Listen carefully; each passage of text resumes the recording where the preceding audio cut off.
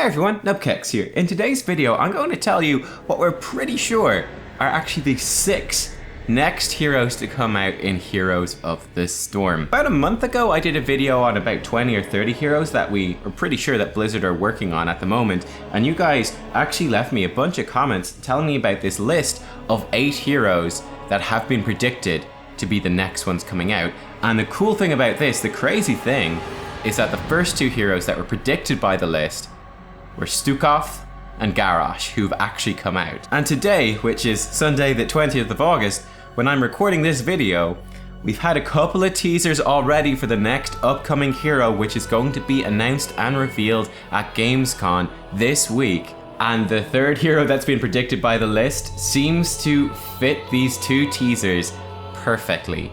So without any further ado, let's dive into the 6 remaining heroes on the list, including the one that's going to be announced at Gamescom, and let's see what we make of them.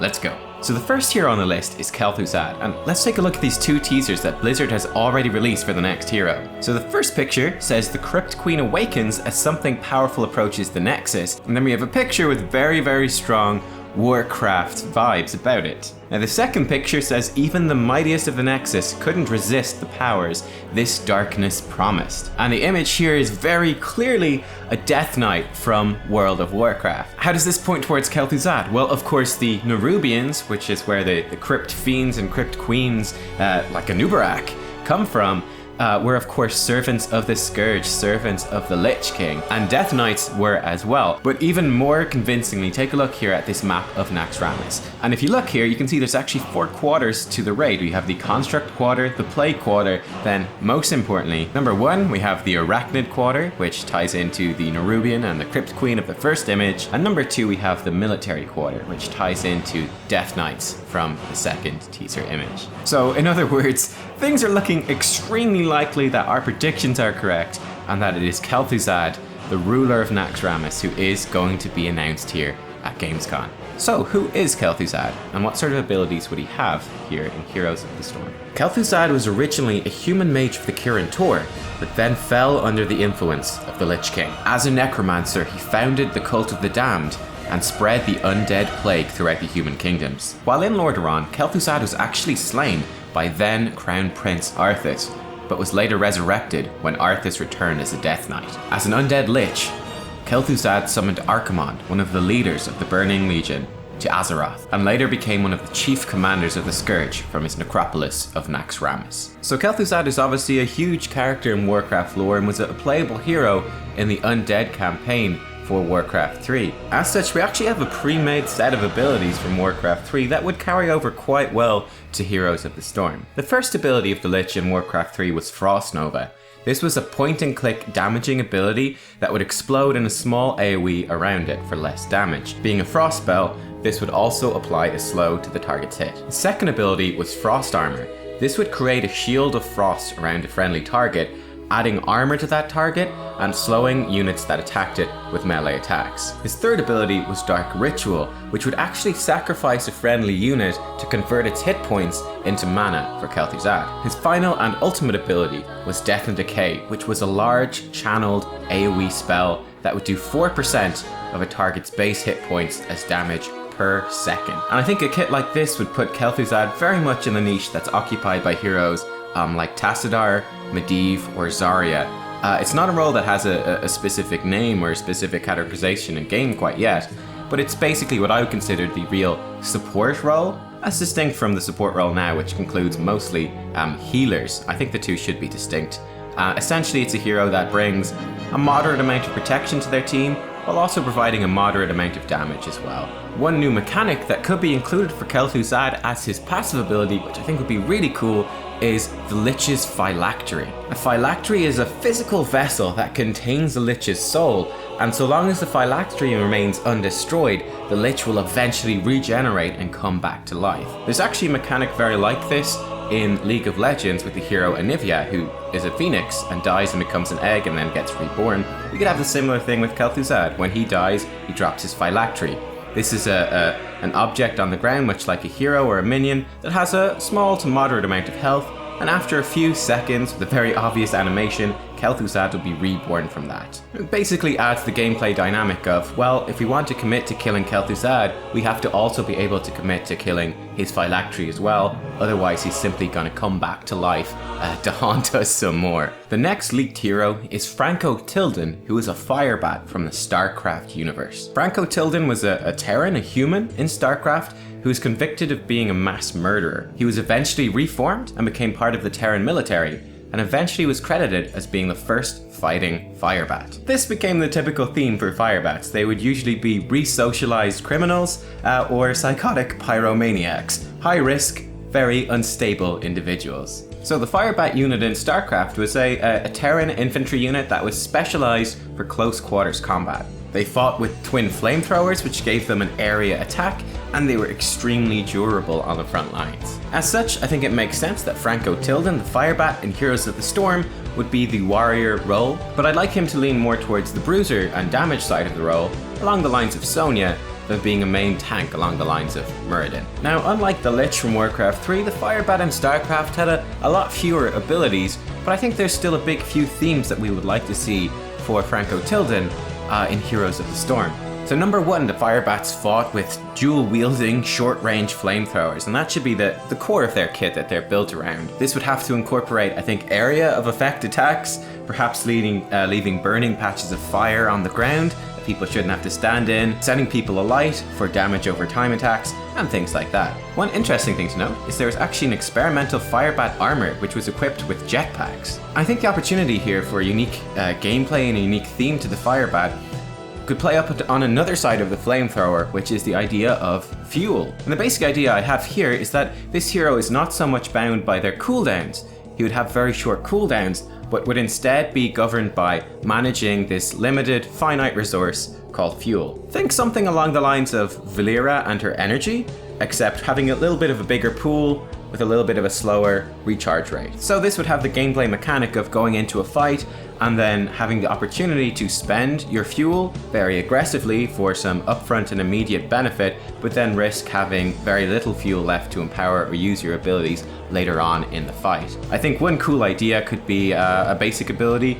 It would be something like Heat 'em Up, which would be an ever-increasing buff to his movement and attack speed at an ever-increasing rate of fuel consumption. Basically, you're paying a higher and higher price for a bigger and bigger buff. And then a cool heroic for him could be just unlimited fuel for 5 seconds or whatever. Just go absolutely crazy and spend as much as you want. The third hero on the list is Junkrat, who comes from Overwatch. Junkrat comes from the Overwatch version of Australia, which is basically a post-apocalyptic wasteland. He is an explosives-obsessed freak who lives to cause chaos and destruction. So much like the other Overwatch characters, Junkrat has a very, very well-defined kit that would translate over across to Heroes of the Storm, and of course he would have to stay very much true to that, seeing as Overwatch is one of their live games at the moment. The core of Junkrat's kit is his frag launcher, which is a grenade launcher that shoots bouncing grenades. And I think this straight away leads us to the potential for a unique gameplay mechanic, either that his basic attacks are a ranged splash damage attack, or that his basic attacks could be like the catapult attacks that already exist within Heroes of the Storm.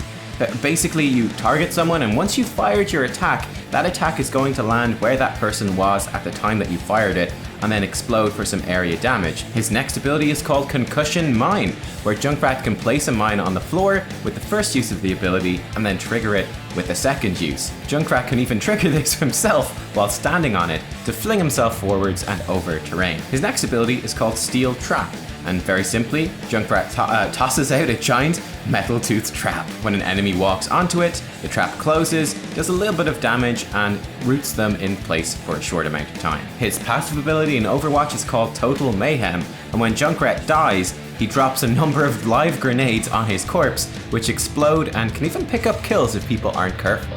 His final and ultimate ability is called Rip Tire. With this, Junkrat pulls a spiked explosive tire off of his back, which is a motorized bomb. He takes control of it and can send it rolling across the battlefield. It's even able to climb over walls and obstacles. So yeah, I think Junkrat already is very well defined coming into the game. He fits nicely into either an assassin or a specialist role, just doing lots and lots of damage, bringing lots of area control, and yeah, also bringing some fun little gameplay with interesting possibilities for his basic attack, and also jumping over walls either with his Concussion Mine or perhaps ambushing heroes with his Rip Tire Next up, we actually have another Overwatch character, and that's Ana. Ana is an Egyptian sniper and one of the founding members of Overwatch. During her time with Overwatch, Ana refused to step away from combat operations, even remaining on active duty well into her 50s, until eventually she was presumed killed by Widowmaker. Later, it emerged that Ana had actually survived the encounter, though she was gravely wounded and lost her right eye. After her recovery, she came to realize that she couldn't sit on the sidelines while people threatened her city and her people, and she came back to join the fight. So, just like other Overwatch characters, Ana already has a really well-defined kit from the Overwatch game. Her basic attack, where we start, is actually where things I think are most interesting with Ana. So she fights with a sniper rifle, but not a normal sniper rifle. Instead, her biotic rifle shoots these darts which contain a biotic mixture. When she shoots an ally with this, it heals them, but when she shoots an enemy, it hurts them. I think this immediately opens up a very interesting gameplay dynamic with Ana, which would be that her main healing occurs through her basic attacks. So I think Ana's trait could also incorporate this as well. Think of Tracer's reload mechanic. Take out the shooting while moving, but keep the idea of having ammo, then a reload time that follows up on that as well, but make the reload time longer for Ana. Then on top of this, add the idea that Ana can not only attack enemies with their basic attacks, but can also attack allies. And when she shoots an ally, it gives them a short, weak heal over time. When she shoots an enemy, it applies a short, weak damage over time effect. So this basically gives her a choice. Does she want to focus her basic attacks on enemies like most heroes would do to do damage, or does she want to shoot her allies to heal them? That obviously would open up a massive skill element to the hero as well. Consider stutter stepping, but basically on steroids, mixing up your attacks between a whole bunch of different targets. Following up on this, her other abilities in Overwatch are Sleep Dart. Ana pulls out a sidearm and fires a Sleep Dart, which knocks the first enemy she hits unconscious for a short amount of time. And crucially, if the enemy takes any damage, they will wake up. Her next ability is Biotic Grenade. Now this grenade has two interesting effects. When it hits an ally, it gives them a burst of healing and increases the healing they receive from all sources for a short amount of time. When it hits an enemy, however, it does a burst of damage and then nullifies the healing that they receive for a short amount of time. Finally, her ultimate ability in Overwatch is Nano Boost, which is a very powerful buff on a single target for a short amount of time, which increases the damage they deal by 50% and reduces the damage they take by 50% as well. The next hero is Aiden, the Dark Wanderer from the Diablo franchise. Aiden has a pretty interesting story which was developed over the course of the 3 Diablo games. He's actually the, at the time, unnamed warrior character that the player can play in Diablo 1. In following games, it emerged that he's actually Prince Aiden of Kanduras, the eldest son of King Leoric, who of course we already know. In Diablo 1, therefore, Aiden has to kill the reanimated bones of Leoric, his father. He also has to kill his younger brother, Albrecht, who is possessed by Diablo. And then finally, in order to contain Diablo, Aiden took Diablo's soul stone and plunged it in to his own forehead. With Diablo's soul contained in his body, Aiden became the Dark Wanderer, traveling around the world, slowly succumbing to the evil within him, then ultimately being totally consumed and turning into Diablo himself. So in terms of how Aiden would be translated into Heroes of the Storm, there's not really that much to go on. So I think maybe the most obvious way that he could build his kit would be around the idea of summoning demons, because that is what happened to the Dark Wanderer as he was vying for control of his body and of his mind and soul with Diablo. Demons would start to rise up as Diablo started breaking free. However, Blizzard has said that they're not a huge fan of creating more summoning classes within the game, so I'm not sure if they'll actually go this direction with the Dark Wanderer. The other idea I have is to make him a warrior, which makes sense seeing as the Dark Wanderer was a warrior before he took on Diablo's Soulstone. And then to make him a warrior in a unique way, I think he could be one that has 2 different power levels. Number 1, in his kind of human form, when the human side of him is in control, and he's a pretty standard, pretty normal warrior, maybe not all that impressive on the battlefield. That's kind of his weak state that you can play around if you're the enemy team. But then number 2, he has his demonically empowered state where Diablo starts breaking free, and in this form the Dark Wanderer is much more powerful, maybe has some pretty dramatic attacks, maybe some magic spells which break the normal mold of what you would expect out of a warrior. So kind of the gameplay dynamic there potentially could be juggling and controlling when you are in which form, and kind of making use of the strengths and weaknesses of both sides of him. I think that'd be pretty cool, and that's not a gameplay concept that we actually have in the game, really, at the moment. I mean, D.Va does it a little bit, but I think you could do it even more so here with the Dark Wanderer. Final hero that's been teased, and one that apparently is going to have a very special twist to her, is Alexstrasza the Lifebinder, former aspect of the Red Dragonflight from the Warcraft universe. So there's absolutely tons of lore in the dragon aspects in World of Warcraft, and I'm not an expert on this at all, but I'll try to give you some of the main points that I've been able to learn after doing a little bit of research, and I hope I'll get it right, but people can give more info in the comments below. There are basically 5 dragonflights in the Warcraft universe, each a different color. So we've got red, blue, green, bronze, and black. And each of them are in charge of protecting and safeguarding a different aspect of the world. For example, the blue dragonflight is in charge of protecting magic.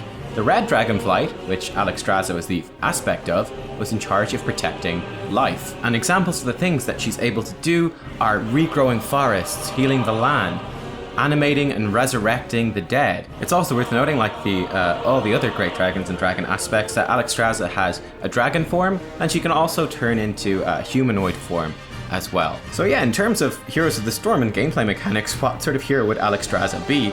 I think she has the opportunity for being a very unique and interesting healer in the game. And I think there's a really good opportunity to make her a kind of aggressive healer, kind of like Oriel is a little bit as well. So for example, she could have a fire breath attack that leaves, you know, a patch of flowers on the ground, a healing zone that will heal allies when they step into it. So kind of pairing up with a sort of aggressive type team. She also, of course, has the opportunity to have 2 different forms as well.